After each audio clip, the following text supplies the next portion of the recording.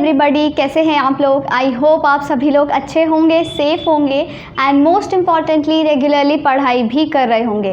This is Ruchika and welcome to my channel. आज हम continue करने जा रहे हैं हमारा माइक्रो इकोनॉमिक्स का 8th chapter concept of cost, जिसमें कि हमारा आज का टॉपिक है relationship between TC, MC and AC.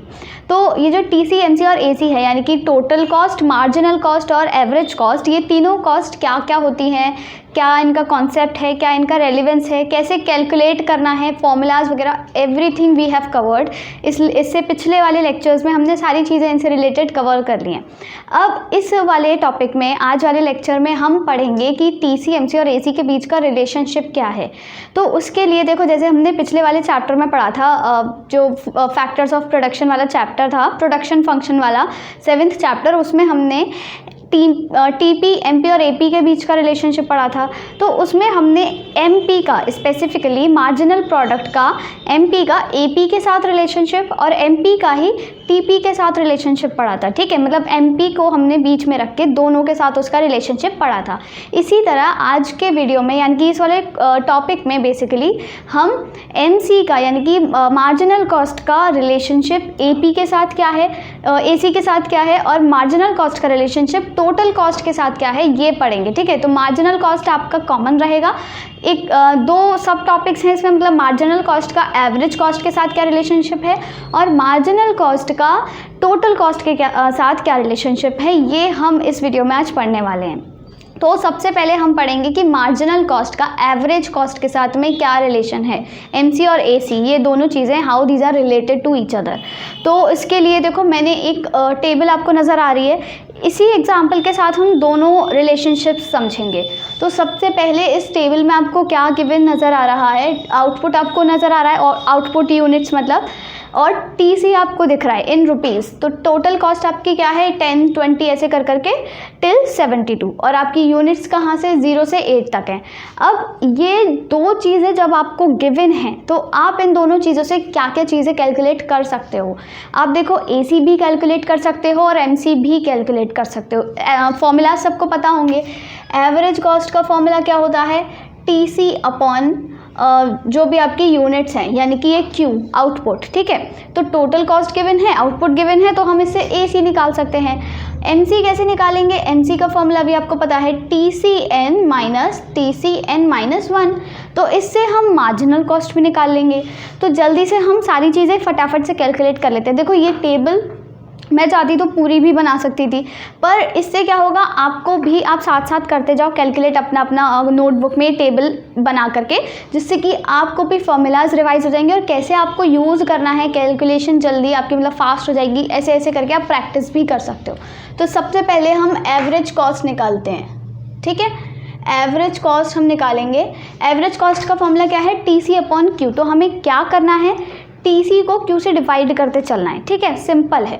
अब सबसे पहले है 10 अपॉन 0। मैंने ये पहले ही बताया था, किसी भी फ्रैक्शन में, सपोज ये P अपॉन Q फ्रैक्शन है, उसमें अगर ये जो आपका डिनोमिनेटर होता है ये 0 हो जाए, इज इक्वल टू 0, तो जो पूरे फ्रैक्शन की वैल्यू क्या है, वो इनफाइनाइट हो जाती है, इन्फिनिटी। तो 10 अपॉन 0 क्या हो जाएगा, ये हो जाएगा इन्फिनिटी। ठीक है, सिंपल। 20 अपॉन 1 20, 28 अपॉन 2 14, 34 अपॉन 3 कितना हो जाएगा, 3 11 ज़ा 33, और फिर पॉइंट लगा के 3 समथिंग। ठीक है, 38 अपॉन 4 कितना हो जाएगा, 4 9 ज़ा 36.5, 42 अपॉन 5 8.4, 48 अपॉन 6 इज़ 8, 56 अपॉन 7 8, और यहाँ पे 72 9 9 8 ज़ा 72। ठीक है, ये हो गया आपका एवरेज कॉस्ट। एवरेज कॉस्ट निकल के आ गई। अब हम देखते हैं मार्जिनल कॉस्ट कैसे निकालनी है। मार्जिनल कॉस्ट का फॉर्मूला क्या है, TCN upon TCN minus TCN minus 1। मतलब जिस पॉइंट पे आपको जिस यूनिट का मार्जिनल कॉस्ट कैलकुलेट करना है, उस यूनिट पर जो आपकी टोटल कॉस्ट है, उससे पहले वाली टोटल कॉस्ट माइनस कर देनी है। तो इधर फर्स्ट पॉइंट पे टोटल कॉस्ट कितनी है, 10। अब उससे पहले तो कोई कॉस्ट ही नहीं है, तो इस वाले पॉइंट पे मार्जिनल कॉस्ट कुछ नहीं रहेगी। ठीक है, यहाँ पे हम ये डैश कर देंगे, ब्लैंक कर देंगे, मतलब छोड़ देंगे खाली। अब इस वाले पॉइंट पर क्या होगी मार्जिनल कॉस्ट, इससे एक पहला वाला माइनस करना है, यानी कि 20 माइनस 10 कितना हो गया, 10। 28 माइनस 20 इज़ 8, यहाँ पे कितना आ जाएगा 34 माइनस 28 6, 38 माइनस 34 4, ये हो जाएगा आपका 4 6, यहाँ पे कितना आ जाएगा 6 7 8, और ये हो गया आपका 8, ठीक है 8 नहीं सॉरी 6 सॉरी 16 इट्स 16, ठीक है। तो ये हो गया आपका मार्जिनल कॉस्ट। तो ये आपकी एवरेज कॉस्ट और मार्जिनल कॉस्ट दोनों के कॉलम्स आ चुके हैं। अब हमारे पास सारी चीज़ें हैं। अब हमें सबसे पहले क्या पढ़ना है, relationship between MC and AC, ठीक है। MC और AC के बीच का रिलेशनशिप हमको पढ़ना है। तो यहाँ पे हम हेडिंग डाल लेते हैं relation between MC and AC, ठीक है। MC और AC के बीच का रिलेशनशिप हम अभी पढ़ने वाले हैं। तो देखो अब मैं इन पॉइंट्स को अगर पहले ग्राफ पे मतलब प्लॉट करूँ फिर कर्व बनाऊँ तो उसमें बहुत ज़्यादा टाइम लगेगा, साथ साथ बोर्ड पे इतने ज़्यादा क्लियरली नहीं मतलब बन पाएगा, कर्व टेढ़ा मेढ़ा हो सकता है। तो मैं एक रैंडमली ऐसे ही कोई कर्व बना दे रही हूँ और वो इसी शेप के बनेंगे। अगर आप पॉइंट्स प्लॉट करके बनाओगे तो शेप वही आएगी, ठीक है। तो MC तो देखो आपका इस तरह का होता ही है, सॉरी ये हो गया आपका AC, ठीक है, ये तो आपका AC कर्व हो गया, और ये वाला हो गया आपका MC, ठीक है। आप देखो आपकी शेप जो मैंने आपको बताई थी पिछले लेक्चर्स में, MC और AC की शेप कैसी होती है, इसी तरह की होती है। तो ये हो गया आपका AC वाला कर्व और ये हो गया आपका MC वाला कर्व, ठीक है। ये हो गया आपका पॉइंट जहाँ पे ये दोनों एक दूसरे को कट कर रहे हैं, मीट कर रहे हैं, ये हो गया पॉइंट E, राइट। और ये हो गया ओरिजिन, यहाँ पे Y एक्सिस, यहाँ पे X एक्सिस, सब कुछ सॉर्टेड है। अब ये जो हमने ग्राफ बनाया है ये हम अज्यूम कर रहे हैं कि ये हमने ना इन्हीं को, इन दोनों मतलब जो ये हमने पॉइंट्स निकाले हैं, वैल्यूज़ निकाली हैं, इनको प्लॉट करके बनाया है। मैंने अभी बोला कि क्लियर नहीं बन पाता, मैं सिर्फ इसीलिए ऐसे कर रही हूँ, ठीक है। आप प्रैक्टिस करना ज़रूर कि पॉइंट्स प्लॉट करके आप अच्छे से यहाँ पे क्लियर एक ग्राफ बनाना, ठीक है। तो ये क्या है, हमने एज्यूम कर लिया कि हमने इन्हीं के बेसिस पे ये ऐसे बनाया तो शेप ऐसी ही आएगी, राइट। अब हम कुछ पॉइंट्स यहाँ पे देखो ऑब्जर्व कर सकते हैं, कुछ पॉइंट्स यहाँ पे हम ऑब्जर्व कर सकते हैं। सबसे पहला पॉइंट क्या है, when AC is falling, AC is lesser than MC, ये फर्स्ट पॉइंट है। अब देखो फर्स्ट पॉइंट को प्रूफ आप कैसे कैसे कर सकते हो, ग्राफिकली भी कर सकते हो और ये जो टेबुलर फॉर्म है इससे भी कर सकते हो। कैसे, देखो हमने पहला पॉइंट क्या क्या रहा है, व्हेन AC इज़ फॉलिंग, जब AC गिर रहा है, AC MC से ये मैंने गलत लिख दिया है, सॉरी, यहाँ पे आएगा MC is lower than AC, ठीक है, MC is lower than AC। तो जब AC गिर रहा है, व्हेन AC इज़ फॉलिंग, यहाँ पे देखो AC यहाँ से गिर रहा है, first initially AC is falling, average cost is falling, उस टाइम पे जो आपका MC है वो AC से कम है। देखो MC का ग्राफ नीचे है, AC का ऊपर है, तो ऑब्वियसली जो नीचे होगा ग्राफ, जो कर्व नीचे है उसकी वैल्यू यहाँ पे कम आएगी, ठीक है। यहाँ पे जैसे 3 हुआ तो यहाँ पे 4 होगा, तो ऑफकोर्स MC AC से कम होगा। तो ग्राफिकली अगर हम देखें तो ये पॉइंट प्रूव हो गया। इसमें देखें अगर टेबुलर फॉर्म में देखें हम तो क्या है, जब AC कम हो रहा है, देखो यहाँ से AC कम होता जा रहा है, पहले इनफाइनाइट था, फिर 20 14 11.3 9.5 8.4 8, यहाँ तक आ गया 8 तक। उस टाइम पे क्या हो रहा है, MC हमेशा AC से कम है, MC हमेशा AC से कम है। देखो यहाँ पे 20 है तो यहाँ पे MC 10 है, यहाँ पे ये AC 14 है तो ये MC 8 है, यहाँ पे 11.3 है तो यहाँ 6 है, हमेशा हर पॉइंट ऑफ टाइम पे वो कम है। इधर भी देखो लास्ट पॉइंट ऑफ टाइम पे, लास्ट पॉइंट पे 8 है AC पर MC 6 है, यानी कि ये हम अच्छे से समझ गए। जब जब स्टार्टिंग में initially when AC falls, MC is always lesser than AC, ठीक है। MC जो होता है वो हमेशा AC से कम होगा, ठीक। तो ये आप देख सकते हो यहाँ पर। अब आपका नेक्स्ट पॉइंट क्या आता है, नेक्स्ट पॉइंट आपका क्या कहता है, नेक्स्ट पॉइंट आपका कहता है व्हेन AC राइजेस, जब AC बढ़ने लगता है तब क्या होता है, MC is greater than AC, जब AC जो है बढ़ने लग जाएगा। अब देखो यहाँ पे बढ़ कहाँ रहा है, पहले तो ये फॉल हो रहा था, बढ़ इधर रहा है, ठीक है, इधर बढ़ रहा है, कहाँ पर, बियॉन्ड पॉइंट E, ई पॉइंट के बाद में जो है वो क्या हो रहा है, AC बढ़ना शुरू हो गया। जैसे जैसे AC बढ़ना शुरू हुआ उस पॉइंट पे क्या हो रहा है, MC की वैल्यू बढ़ गई है। MC is greater than AC, MC ऊपर आ गया, AC नीचे चला गया। यहाँ पर MC नीचे था, AC ऊपर था। तो ये चीज़ भी हमने ग्राफिकली देखो प्रूफ कर दी है, ठीक है। इधर देखिए अगर हम टेबुलर फॉर्म में, तो पहले तो AC डिक्रीज़ हो रहा था, ठीक है, यहाँ पे भी डिक्रीज़ हो रहा था। जैसे ही AC ने यहाँ से बढ़ना स्टार्ट किया, AC क्या हुआ, बढ़ना स्टार्ट हो गया। 8 से देखो 9 हो गया, 8 से 9 हो गया, यानी कि AC बढ़ रहा है। अब क्या हो रहा है, MC ज़्यादा रहेगा। MC देखो 16 है, AC 9 ही है, यानी कि ये चीज़ भी प्रूव हो गई कि जब AC बढ़ना स्टार्ट हो जाएगा तो MC ज़्यादा हो जाएगा। तो 2 पॉइंट्स आपने याद रखने हैं। पहले जब AC कम होगा, मतलब गिर रहा होगा, तब MC की भी वैल्यू कम रहेगी AC से। जब AC फॉल होगा तो MC की वैल्यू कम रहेगी। जब AC राइज होगा तो MC की वैल्यू ज़्यादा रहेगी AC से, ठीक है। अब एक और इम्पॉर्टेंट पॉइंट क्या होता है, व्हेन AC इज़ कांस्टेंट, ठीक है, जब AC कांस्टेंट रहता है यानी कि चेंज नहीं होता, when AC does not change, या फिर आप ऐसे भी लिख सकते हो व्हेन AC इज़ कांस्टेंट, तब क्या होता है, हमारा जो MC है ना वो AC के बराबर आ जाता है, ठीक है। MC is equal to AC। ये कैसे हुआ, यहाँ पे देखो, जब ये वाला देखो, अब ये वाली लाइन ऐसे ये नज़र आ रही है, इस पॉइंट ऑफ टाइम पे ये ना AC कांस्टेंट है, मतलब ऊपर नहीं जा रहा ना नीचे जा रहा है, थोड़ा सा ऐसे है, समझ में आ रहा है ना, कांस्टेंट है, थोड़ा सा कांस्टेंसी नज़र आ रही है। उस पॉइंट ऑफ टाइम पे MC भी यहीं से होके गुजर रहा है और ये दोनों बराबर हो गए हैं, इक्वल हो गए हैं। जब कोई दो कर्व्स एक पॉइंट पे कट करते हैं तब उनकी वैल्यू सेम रहेगी। तो इसी तरह यहाँ पे जब AC कांस्टेंट है तब MC और AC इक्वल हो गए हैं। अब अगर हम यही चीज़ टेबल में देखें तो क्या हो रहा है, AC कांस्टेंट कहाँ पर है, आप देखो यहाँ पर कांस्टेंट है। 8.4 से 8 तो हो गया कम, पर यहाँ पर ये कांस्टेंट रहा, 8 का 8 ही रहा। अब जब वो 8 का 8 ही रहा, यानी कि ये वाला पॉइंट कौन सा, 7th यूनिट वाला पॉइंट, यहाँ पे लिख देते हैं, यहाँ पे लिख देते हैं 7th यूनिट, 7th यूनिट। तो 7th यूनिट पे क्या हो रहा है, जब AC आपका कांस्टेंट ही है, 8 था पहले तो अब भी 8 ही है, जब उसमें कोई चेंज नहीं आया, उस पॉइंट ऑफ टाइम पे MC भी आपका AC के बराबर हो गया है, MC भी 8 हो गया, दोनों बराबर हैं। यही चीज़ यहाँ पर लिखी हुई है।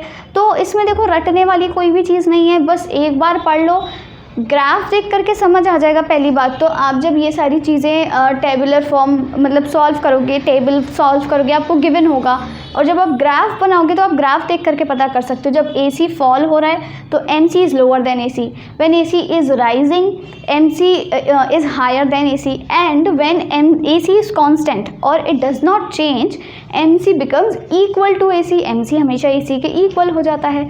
तो सिर्फ ये 3 पॉइंट्स थे जो आपने याद रखने हैं, कब, जब हम MC और AC के बीच के रिलेशनशिप की बात कर रहे हैं, ठीक है। ये हो गया आपका पहला टॉपिक। अब यहाँ पर देखो एक और चीज़ आ जाती है, क्वेश्चन कभी कभी आ जाता है, ये तो हमने MC और AC के बीच का रिलेशनशिप पढ़ा है, तो क्वेश्चन कभी कभी क्या आ सकता है कि what is the relationship between MC and AVC। अब ये AVC क्या है, AVC is your average variable cost. Average cost को भी हमने 2 टुकड़ों में पढ़ा था ना, एवरेज वेरिएबल कॉस्ट और एवरेज फिक्स्ड कॉस्ट। तो MC और AVC के बीच का रिलेशनशिप क्या है, बहुत ईजी है, कुछ भी नहीं है उसमें। देखो क्या करना है, ये जो हमने अभी ग्राफ बनाया हुआ है यहाँ पर एज इट इज़ यही ग्राफ बनाना है, बस एक स्लाइट चेंज करना है आपको। स्लाइट चेंज क्या है, सबसे पहले तो आप ये MC बना लो इसी की तरह, ठीक है, जैसे ये बनाया वैसे ही MC बना लिया। अब यहाँ पर देखो हमने AC कैसे बनाया, बिल्कुल इस तरीके बनाया, जैसे बोल होता है ना, कटोरी होती है, ठीक है, उस तरीके का बना दिया है। पर यहाँ पे आपको क्या करना है, ये जो AC है, ये तो AC का वो हो गया कर्व, बोल की तरह एकदम मतलब एकदम परफेक्ट वाला। पर AVC में आपको क्या करना है, इसको यहाँ से ले जाके थोड़ा सा आगे करना है, थोड़ा सा आगे करना है। तो आप क्या करोगे, इस तरह से यूं कर दोगे, ठीक है, ये हो जाएगा आपका AVC। पर अब अगर आप इसकी इंटरप्रिटेशन देखो, मतलब ये सारे पॉइंट्स अगर आपको इसी कर्व के लिए लिखने हो तो पॉइंट्स में कोई चेंजेस नहीं आएंगे। क्यों नहीं आएंगे, क्योंकि यहाँ भी देखो व्हेन AVC इज़ फॉलिंग, यहाँ पे लिख देती हूँ मैं, व्हेन ABC फॉल्स, जब ABC गिर रहा है तो क्या हो रहा है, MC is lower then ABC, ठीक है, MC is lower then ABC। देखो वही वाला पहले वाला पॉइंट है एज इट इज़, ठीक है। दूसरा पॉइंट क्या है, व्हेन ABC राइजेस, जब ABC बढ़ रहा है, यानी कि इधर ये थोड़ा सा ज़्यादा नीचे हो गया है, हल्का सा इसको ऐसे करना है, ठीक है। जब ABC ऊपर जा रहा है तो क्या हो रहा है, MC is higher than ABC I mean, ठीक है, तो ये हो जाएगा। और तीसरा पॉइंट क्या है, when ABC does not change, जब ABC चेंज नहीं हो रहा है बिल्कुल, उस पॉइंट ऑफ टाइम पे क्या हो रहा है, MC is equal to ABC। ये वाला जो पॉइंट है, ये वाला जो पॉइंट है ना, इस पे MC और ABC क्या है, थोड़ा टेढ़ी लाइन बन गई है, MC और ABC क्या है, बराबर हैं। तो पॉइंट्स ऑलमोस्ट सिमिलर है, ऑलमोस्ट इनफैक्ट सारे ही सिमिलर हैं। बस आपको क्या करना है, कर्व का याद रखना है। MC ऐसे बनता है, MC ऐसे बनता है, एक दो बार प्रैक्टिस करोगे याद हो जाएगा। MC ऐसे बनता है, AC ऐसे बन जाता है। इसी में अगर हम ABC बनाना चाहें तो वो कैसे बन जाएगा, ऐसे बन जाएगा, थोड़ा सा नीचे होकर के। तो आपको ये सारी चीज़ें क्या करनी है, याद रखनी है, ठीक है, कि कौन सा कर्व कैसे बनता है। तो ये आपको याद रखना है। आप इस चीज़ का स्क्रीनशॉट भी ले सकते हो, यहाँ पर इस सब का स्क्रीनशॉट ले लेते हो, जल्दी से स्क्रीनशॉट ले लो, जिससे कि आपको सारे पॉइंट्स दिमाग में रहे, ठीक है। अब यहाँ पे आई होप आपको समझ आ गया होगा कि MC और AC के बीच का रिलेशनशिप क्या होता है। अब हम मूव करते हैं हमारे नेक्स्ट टॉपिक पर। तो अब हम समझते हैं TC और MC के बीच का रिलेशनशिप, मतलब टोटल कॉस्ट और मार्जिनल कॉस्ट, ये दोनों ही चीज़ें कैसे रिलेटेड हैं एक दूसरे से, ये अब हम समझते हैं। तो इसके लिए भी ऑफ कोर्स हमें ग्राफ बनाना पड़ेगा। तो देखो ग्राफ फटाफट से कहाँ बनाएं, यहाँ पे बना लेते हैं, ठीक है। ये हो गया आपका ग्राफ, ये है आपका TC का ग्राफ, ठीक है, ये है आपका TC का ग्राफ। यहाँ पे आ जाएगा आपका आउटपुट। इसी के जस्ट नीचे आपने क्या करना है, MC का ग्राफ बनाना है। इन्हें हमें एक कर्व पे बना सकते हैं, ओके, मतलब एक ही ग्राफ पे दोनों कर्व्स बना सकते हैं, कोई प्रॉब्लम नहीं है। पर जब हम इन्हें थोड़ा अलग अलग बनाते हैं तब चीज़ें ज़्यादा क्लियर हो पाती हैं, ठीक है। तो अगर आप चाहो तो एक ही साथ बना सकते हो, वो भी मैं अभी बाद में यहाँ पे बना के दिखा दूँगी। तो ये हो जाएगा आपका यहाँ पे MC का ग्राफ, ठीक है। ये हो गया y axis, x axis, and same here it is output, right. अब MC का ग्राफ आप लोगों को पता ही है कैसा होता है। MC का कर्व कुछ इस तरीके का होता है, ठीक है, ये हो गया आपका MC। TC का कर्व कैसा होता है, TC कैसा कर्व रहेगा, देखो वो कुछ रहेगा इस टाइप का कर्व, ठीक है, इस तरह का कुछ कर्व रहेगा TC। अब यहाँ पे एक चीज़ जो हमको नोटिस करनी है वो ये है, एक पॉइंट यहाँ पर आएगा ये वाला, जिसे हमें जॉइन करना है नीचे तक। नीचे तक मतलब कहाँ तक, MC वाले कर्व तक। अब MC वाले कर्व पे वो कुछ यहाँ जॉइन होगा, कुछ इस जगह, ठीक है। ये कौन सी जगह है, जहाँ पर ये जो है ना कांस्टेंट हो जाता है, थोड़ा मतलब सीधा हो जाता है। जैसे अभी इससे पहले वाले में पढ़ा था ना हमने, AC जब कांस्टेंट हो गया था तो इस जगह पर टच करेगा, ठीक है। तो ये थोड़ा सा टेढ़ा मेढ़ा भी हो सकता है, पर आपने क्या करना है, इस वाले पॉइंट को, यहाँ जो बीच वाला पॉइंट है एग्जैक्ट TC का, उसको इधर से टच कराना है, जहाँ पर जो MC है वो थोड़ा कांस्टेंट रहेगा, कांस्टेंट दिखेगा कुछ इस तरह, ठीक है, ऐसे दिखेगा यहाँ पर, राइट। अब इन दोनों ग्राफ से, ये जो दोनों ग्राफ्स हैं TC और MC, इन दोनों के मतलब इन दोनों की वजह से ही हम क्या कर सकते हैं, इन दोनों के बीच का रिलेशनशिप जान सकते हैं। तो यहाँ पर हम क्या करते हैं, पॉइंट्स लिखते जाते हैं साथ साथ, relationship between TC and MC, ठीक है। TC और MC के बीच के क्या रिलेशनशिप हैं, क्या क्या चीज़ें हम डिराइव कर सकते हैं, क्या क्या इंपॉर्टेंट पॉइंट्स डिराइव कर सकते हैं, वो हम देखेंगे। साथ साथ हम टेबल के हेल्प से भी समझते जाएंगे कि क्या क्या चीज़ें हैं। तो सबसे पहला पॉइंट तो देखो हम क्या कर सकते हैं, जो हम टेबल की मदद से देख सकते हैं, क्या, वो जो आपका फॉर्मूला है MC का, मतलब MC को हम कैलकुलेट कर सकते हैं TCn-1। ये हो गया फर्स्ट और सिंपलेस्ट पॉइंट जो आप लोगों को ऑलरेडी आता है, क्या, कि MC can be calculated through total cost, और उसका फॉर्मूला हो जाएगा ये, ठीक है, याद है ना सबको। बस अब सेकंड पॉइंट क्या आता है, सेकंड पॉइंट है आपका, अब ग्राफ में देखते हैं हम। ग्राफ में क्या नज़र आ रहा है, देखो सबसे पहले आप MC को नोटिस करो। MC क्या कर रहा है, शुरू में तो वो कम हो रहा है, बीच में आके थोड़ा सा कांस्टेंट हो गया है, ठीक है, थोड़ा सा कांस्टेंट हो गया है, या फिर उसका एक तरह से बिल्कुल कम वाला पॉइंट आ गया। देखो ऐसे है कोई चीज़, तो ये वाला सबसे उसका लोएस्ट पॉइंट माना जाएगा ना, ये तो बहुत ऊपर चला गया, ये भी इधर ऊपर चला गया, पर ये जो है वो उसका लोएस्ट पॉइंट माना जाएगा। इसी तरीके से MC को हम 3 एक तरह से पार्ट्स में डिवाइड कर लेते हैं। हर चीज़ को हम ऐसे पार्ट्स में किया था हमने, AC वाला भी इससे पहले कि AC फॉल हो रहा है, राइज हो रहा है और साथ में एक जगह कांस्टेंट हो गया। इसी तरह यहाँ भी MC क्या है, इनिशियली तो कम हो रहा है, फॉल हो रहा है। सेकेंड पॉइंट क्या है कि सेकेंड पॉइंट मतलब सेकेंड फेज में आके वो क्या हो गया है, लोएस्ट पॉइंट पे आ गया। तो यहाँ पे हम लिख देते हैं ये वाला जो पॉइंट है ना इसका, हाँ ये वाला जो पॉइंट है ये क्या है, लोएस्ट पॉइंट है। किसका, लोएस्ट पॉइंट ऑफ MC, ठीक है, लोएस्ट पॉइंट ऑफ MC, ये लोएस्ट पॉइंट ऑफ MC है। तीसरा फेज, सॉरी क्या हो गया, तीसरा फेज हो गया कि MC बढ़ रहा है, ठीक है, पहले कम हो रहा है, फिर लोएस्ट पॉइंट पर आ गया, फिर बढ़ रहा है। तो इन तीनों पॉइंट्स की मदद से हम सारी अपनी ऑब्जर्वेशंस लिख देते हैं। तो सबसे पहला हो गया व्हेन MC इज़ फॉलिंग, ठीक है, जब MC कम हो रहा है तो TC पे क्या असर पड़ रहा है, TC के क्या हाल चाल हैं। जब MC कम हो रहा है तो TC के क्या हाल चाल हैं वो हम देख लेते हैं। देखो TC इंक्रीज़ हो रहा है, ठीक है, TC इज़ इंक्रीजिंग, पर अब हमको ये कैसे पता चलेगा कि भाई वो इंक्रीजिंग रेट पे इंक्रीज़ हो रहा है या डिमिनिशिंग रेट पे इंक्रीज़ हो रहा है, मतलब किस रेट पर इंक्रीज़ हो रहा है, ये हमें कैसे पता चलेगा, ये हमको टेबल में देख के पता चलेगा। कैसे, देखो MC क्या हो रहा है, इनिशियली डिक्रीज़ हो रहा है, 10, 8, 6, 4, 4 ऐसे करके डिक्रीज़ हो रहा है। TC का क्या हो रहा है, TC बढ़ता जा रहा है, 10, 20, 28, 34, 38 ऐसे ऐसे करके बढ़ता जा रहा है। पर जब तक MC डिक्रीज़ हो रहा है, यानी कि यहाँ तक, कौन सा वाला पॉइंट है, यहाँ तक और यहाँ तक, ठीक है, उस टाइम तक TC बढ़ तो रहा है, पर किस रेट पर बढ़ रहा है। रेट कैसे निकालते हैं कि डिफरेंस क्या आ रहा है, दोनों के बीच का डिफरेंस क्या है, 10 से 20 हो गया, यानी कि 10 डिफरेंस यही तो आ रहा है, हमने ऐसे ही तो निकाला था, 20 में से 10 माइनस करके, 28 में से 20 माइनस करके, तो डिफरेंस क्या है, डिफरेंस यही है। 10 में से 20 मतलब 10 से 20 हो गया, 10 की रेट से बढ़ गया, मतलब 10 ज़्यादा बढ़ गया, ठीक है। 20 से 28 हो गया तो 8 बढ़ा, मतलब थोड़ा सा कम बढ़ा तो सही, पर कम बढ़ा, पहले 10 से बढ़ा था, अब 8 से बढ़ा।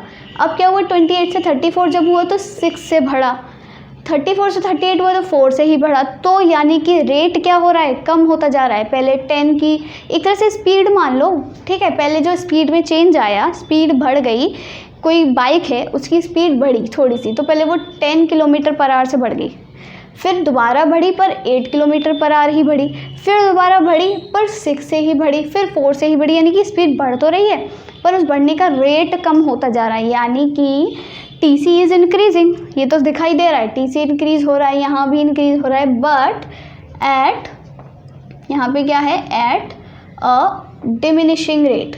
कौन से रेट पर, डिमिनिशिंग रेट पर, मतलब कम हो रहा है ना, रेट तो कम हो रहा है हमें दिख ही रहा है, तो डिमिनिशिंग रेट पर इंक्रीज़ हो रहा है हमारा TC, ठीक है, जब MC फॉल हो रहा है, यहाँ पे जब MC फॉल हो रहा है, ठीक। नेक्स्ट पॉइंट क्या आता है, व्हेन MC इज़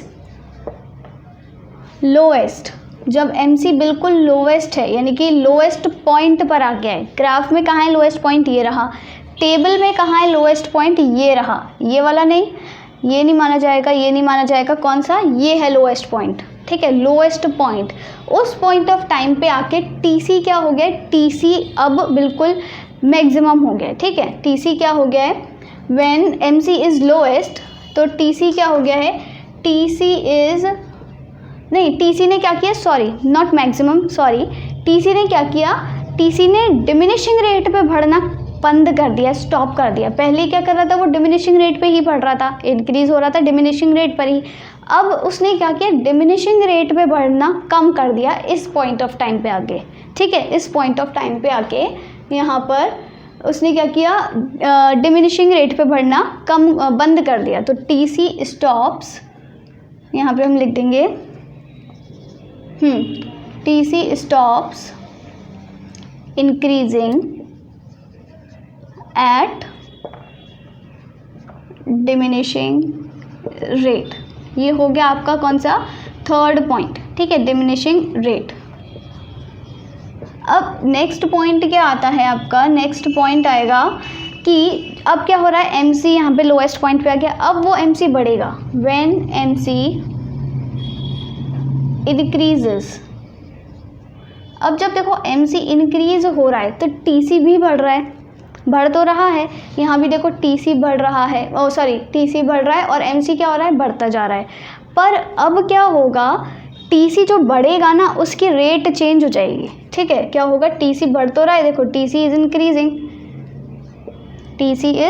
इंक्रीजिंग, पर अब किस रेट पे बढ़ेगा, रेट कैसे पता करेंगे, दोनों का डिफरेंस, यानी कि अब 42 से वो 48 आ गया, यानी कि 6 से बढ़ा, 48 से 56 आ गया, यानी कि 8 से बढ़ा, 56 से 72 आ गया, यानी कि 16 से बढ़ा, यानी कि वो जो रेट है, रेट देखो, रेट बढ़ता जा रहा है, 6, 8, 16, तो यानी कि रेट भी बढ़ गया। तो TC is increasing at an increasing rate, ठीक है। अब वो इंक्रीजिंग रेट पे बढ़ना शुरू कर दिया उसने। अब देखो तीनों पॉइंट्स को अच्छे से समझते हैं। सबसे पहले क्या है, MC फॉल हो रहा है, फिर MC लोएस्ट पॉइंट पे आ गया, फिर MC राइज हो रहा है। ये तो MC के हाल हो गए कि MC क्या क्या कर रहा है। TC क्या क्या कर रहा है, TC ने पहले बढ़ रहा है, फिर बाद में वो रुक जाता है, फिर से बढ़ रहा है, ठीक है। पहले जब वो बढ़ रहा है तब वो इंक्रीजिंग रेट पे बढ़ रहा है, फिर उसने इंक्रीजिंग रेट पे बढ़ना बंद कर दिया इस पॉइंट ऑफ टाइम पे, ठीक है। TC stops increasing at diminishing rate, TC ने डिमिनिशिंग रेट पे बढ़ना बंद कर दिया। पहले डिमिनिशिंग पे बढ़ रहा था, अब डिमिनिशिंग पे बढ़ना बंद कर दिया, अब वो इंक्रीजिंग पे बढ़ेगा, ठीक है। TC is increasing at an increasing rate. तो आपको ये तीनों पॉइंट्स याद रखने हैं, ठीक है, ये याद रखना है। सबसे पहले MC तो कम हो रहा है, फिर वो लोएस्ट पॉइंट पे आ गया, फिर वो उसने बढ़ना स्टार्ट कर दिया। TC का क्या हाल है, TC बढ़ रहा है डिमिनिशिंग रेट पर, TC ने डिमिनिशिंग रेट पे बढ़ना बंद कर दिया, फिर TC ने इंक्रीजिंग रेट पे बढ़ना स्टार्ट कर दिया। तो ये तीनों चीज़ें हैं, तीनों पॉइंट्स हैं जो बताते हैं हमको relationship between TC and MC, यानी कि टोटल कॉस्ट और आपका मार्जिनल कॉस्ट। तो ये सारी चीज़ें आपको याद रखनी है। आई होप आपको ये सारी पॉइंट्स क्लियर हो गए होंगे, सारी चीज़ें अच्छे से समझ आ गई होंगी कि TC और MC के बीच का क्या रिलेशनशिप है, साथ ही साथ आपका जो MC है उसका AC के साथ, यानी कि एवरेज कॉस्ट के साथ में क्या रिलेशनशिप है।